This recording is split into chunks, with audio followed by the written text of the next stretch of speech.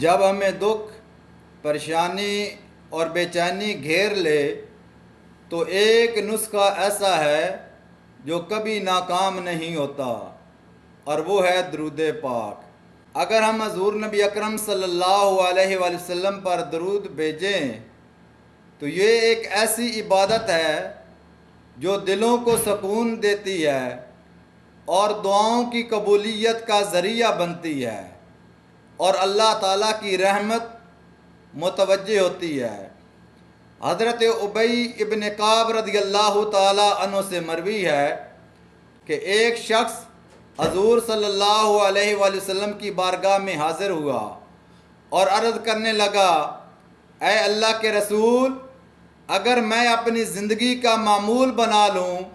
کہ آپ پر درود بھیجتا رہوں تو آپ نے ارشاد فرمایا کہ اللہ تعالیٰ تمہارے دنیا اور آخرت کے معاملات کے لیے کافی ہوگا۔